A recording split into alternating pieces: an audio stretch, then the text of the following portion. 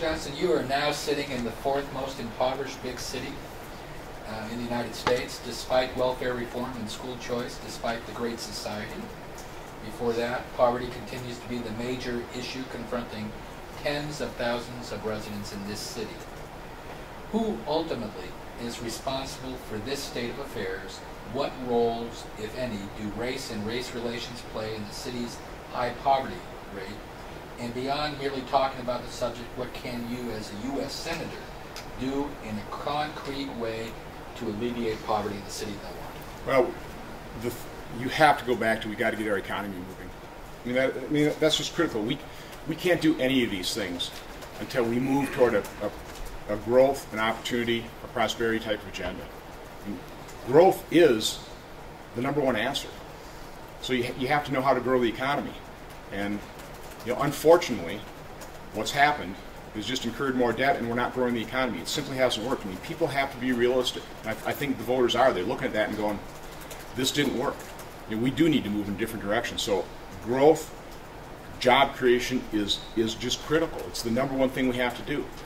But again, if you take a look at what my volunteer activity has always been, it's been about education. I mean, I understand the vital role of education. It's critical. And I was heartened. I visited the St. Anthony School here in Milwaukee. And boy, that looks like a phenomenal learning environment. It's the school choice program. I think 90% of all the kids attending there, largely Hispanic, take advantage of that program. Every child in the city of Milwaukee, I think every child in America should have an opportunity for a first-class education. And to the extent the school choice works, and I'm a backer of it, I think people should have the freedom to choose what school they want to go to. This is somewhat of an aside, but it's extremely disappointing. We're talking about Milwaukee, but you also take a look at Washington, D.C. There's hundreds of thousands of people trapped in poverty there. And they had hope with the school choice program there. And Senator Feingold voted against that. They shut that program down. I'd like to reinstitute that program. I will certainly vote to reinstitute the choice program in Washington, D.C. But I would also be and of course this is a state issue, but I hope the state expands the school choice program here, certainly in Milwaukee and around the state.